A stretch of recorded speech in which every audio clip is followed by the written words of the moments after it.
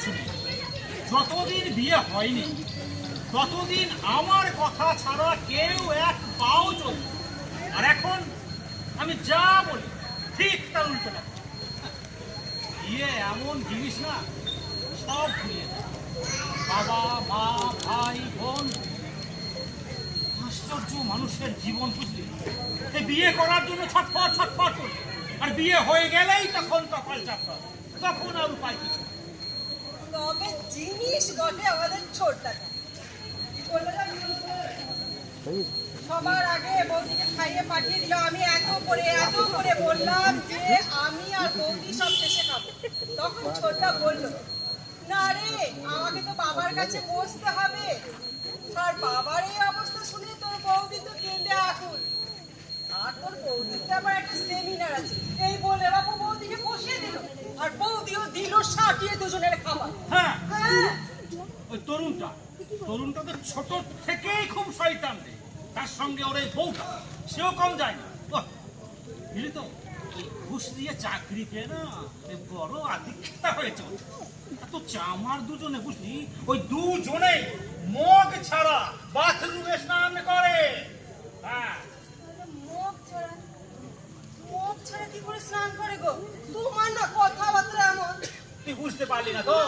এই দেখ শোন, এই হাত দিয়ে জল গলে না, এইরকম করে জল নেবে আর চান করবে, এইরকম করে নেবে, এইরকম করে নেবে। দাদা সত্যি তোমার না কথা ওসব পাতা মানে হাতে একটু সময় খুব কম। তো সবাইকে ডেকে খেয়ে নাও। ঠিক বলেছি দাদা, ডাকি তখন থেকে ডাকছি না, এটা আমি কে করি বলতো? এই মালা, তরুণ, তখন থেকে ডাকছি, শুনতে পারছো নাকি? দাদা তুমি এরকম চিৎকার করছো কেন বলো তো? হ্যাঁ, দেখছো বাবার ওরকম অবস্থা, মন মেজাজ একদম ভালো নেই কারো। আর এখন কি খাওয়া যায় গো? তুই খেতে হয় তাই খাওয়া। ও নন্দিতা, হ্যাঁ, তুই এক কাজ কর, তুই তরুণকে আর আমাকে দিয়ে দে, আমরা খেয়ে নিই। মালা খাবে না, মালার মন মেজাজ খুব খারাপ, তুই আমাদেরকে দিয়ে দে, আমরা খেয়ে নেবো। আরে বাবা, আমি খাবো না সে কথা তো বলি না। আমি শুধু বলছি বাবা এইরকম পরিস্থিতিতে এরকম বুড়ো বুড়ি চিন্তা চেঁচামেচিটা ঠিক নয়। না কি ব্যবস্থা করেছিস কি? শোনো, খাবার জন্য তো তোমার জীব একেবারে লক লক লক লক করছে, উনি আমার অভিনয় করছে।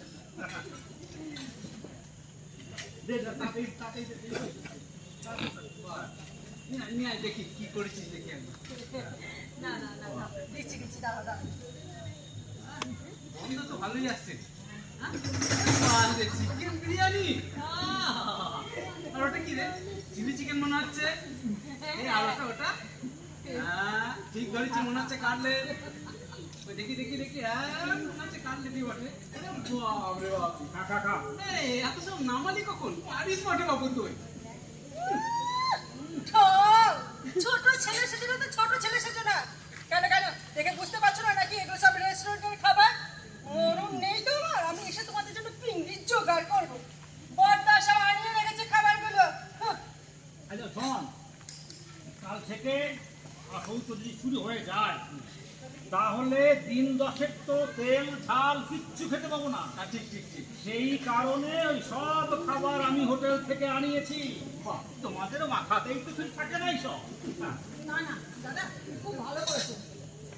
মায়ের বেলায় মনে আছে সেবার যা কষ্ট হয়েছিল না? এই নন্দিতা, হ্যাঁ বলো, বিরিয়ানিটা হবে নাকি? হ্যাঁ এই তো আছে। না সত্যি পর্দার এই ব্যাপারগুলো না দারুণ গোছানো কাজ, বলো। ওরকম তেল মেরে কোনো লাভ নেই, বুঝলি? হ্যাঁ শোন, তেল মেরে কোনো লাভ নেই।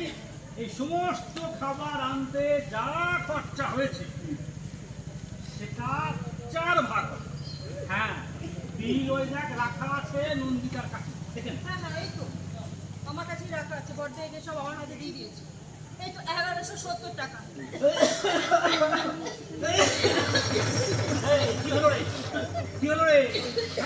কি হলো রে?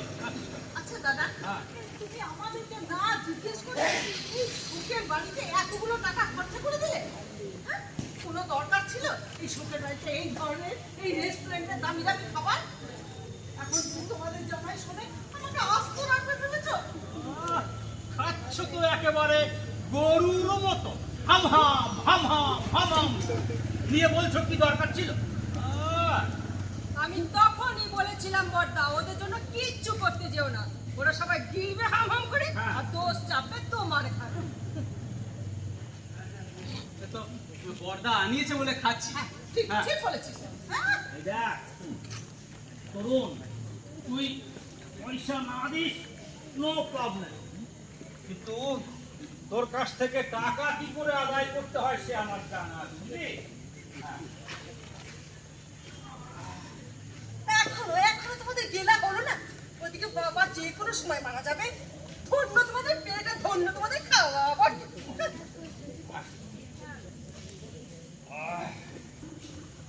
হয়েছে হয়েছে, না না ওঠো।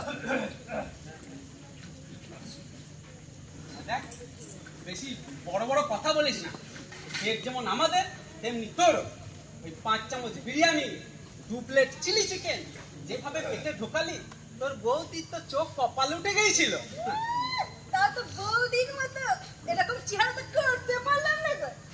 বিল সব আমাদের, আমি 1 পয়সাও দেবো না। আগে বলেছিলে চাঁদা করে খেতে হবে, তারপর কি খেলাম তার নাকি ওই ভাগাড়ের মাংস কিনা তাও জানি না। এই! ভাগাড়ের মাংস একদম বলবি না। ভাগাড়ের মাংস চেটে পুটে দিব্যি খেয়ে দিবে, তারপরে ভাগাড়ের মাংস। হ্যাঁ আচ্ছা শোন তরুণ, পয়সা না দিস নো প্রবলেম। বাবা মারা যাওয়ার পর যখন সম্পত্তি ভাগ হবে না, তখন পাই টু পাই একবারে হিসাব করে সব বুঝে নেব। তোকে তো বহুবার আমি অন্যায় স্বীকার করা করিয়েছি, আর একবার না হয় করবি।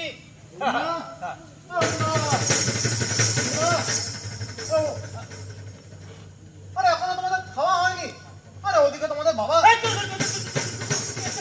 এই গন্ডিটা কাটলে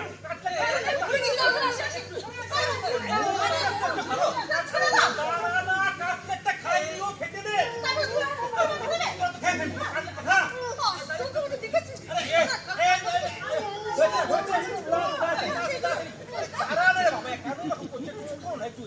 হয়েছে হয়েছে হয়েছে, তাড়াতাড়ি কর। হয়েছে হয়েছে। Sorry sorry sorry sorry sorry জানাই, কিছু মনে করো না ভাই। মনে করবো না? মনে করবো না মানে নাকি? হ্যাঁ, আরে এভাবে আমার মুখ চেপে ধরো, আমাকে অপমান করো। What is this? হ্যাঁ, তোমাদের বিপদের দিনে তোমাদের পাশে এসে দাঁড়িয়েছি, এটার এই করতা এই করতা। ও কানাই, ব্যাপারটা তুমি বোঝো। তুমি যদি বাবার মৃত্যু সংবাদটা এখনই দিয়ে দিতে, তাহলে বেচারি নন্দিতা কাটলেটটা আর খেতে পেত না। সেই জন্য ষষ্ঠী তোমার মুখটা একটু বন্ধ করেছিলাম, এই আর কি। এই হড়বড়ার ব্যাপারটার জন্য না বাঙালি যাত্রায় শেষ হয়ে গেল। আরে আগে শোনো আমি কি বলতে আসছি, তার কথা লাফাবে।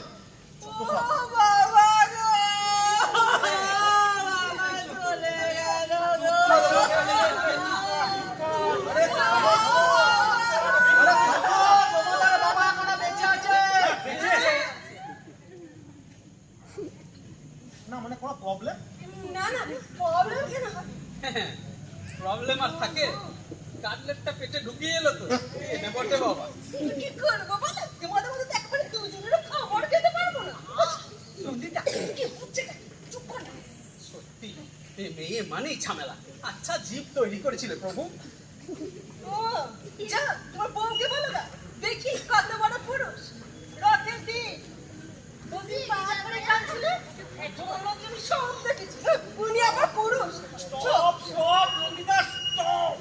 হ্যাঁ, এটা কি একটা শোকের বাড়ির পরিবেশ নাকি? হ্যাঁ, এটা শোকের বাড়ির পরিবেশ। আপনি বলতো আরে আমি হ্যাঁ, আরে আমি এসব কিচ্ছু মনে করবো না। ও এখন জানো তো গুরু, সব বাড়িতেই এখন এই বুড়ো মা বাবা এখন যে সমাজে কি বড় বোঝা, তা কি বলবো গুরু। এ না যাই তোলা, না যায় খেলা। বেশ ঠিক আছে, সব বাদ দাও। যেটা বলবো বলে এসেছিলাম, ওই কি নাম জানো, সুমিতা। ওই সুমিতা আমাকে বললো সঞ্জয়টার শরীরটা ভালো নেই, ডাক্তার ডেকে নিয়ে আয়। তো আমি তো ডাক্তার ডেকে নিয়ে এলাম। ডাক্তার এসে সঞ্জয়টাকে দেখে কি একটা ইঞ্জেকশনে ফকাম করে বুঝিয়ে দিল, বুঝলে? নিয়ে বললো যে এখন মোটামুটি ঠিক আছে, তবে খুব বেশি কোন মানে টিকবে বলে কিন্তু মনে হয় তো যেটা তোমাদেরকে বলা তোমরা সব খেয়ে টেয়ে নিয়ে মানে ভালো করে খেয়ে টেয়ে নিয়ে বাবার কাছে একবার যাও আসছি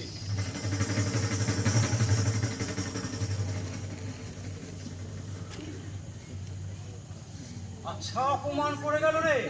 একবারে মিষ্টি মিষ্টি করে দিয়ে গেল। দেবে না কানাইয়ের মুখ চেপে ধরে ব্যাংকে কাটলেট খাওয়াচ্ছে বলি আদিক্ষেতার একটা সীমা থাকে বুঝলি ওটা প্রচন্ড আদিক্ষেতা এই দেখ মালা, তুই দোষ কিন্তু একা আমার ঘাড়ে চাপাস না। একা আমার ঘাড়ে চাপাস না রে। সত্যি কথা বলতো, আমরা কেউ কোনোদিন আমাদের বাবাকে আমাদের কাছে নিয়ে যাওয়ার কথা বলেছি? কোনোদিন বলেছি? বলি নাই। আমরা কোনোদিন বলি না। কেন জানিস? কারণ বাবা আমাদের কাছে খুব কম দামি ছিল রে, খুব কম দামি ছিল। তুই তো একবার বলেই দিয়েছিলিস যে বাবাকে বৃদ্ধাশ্রমে রেখে আসতে।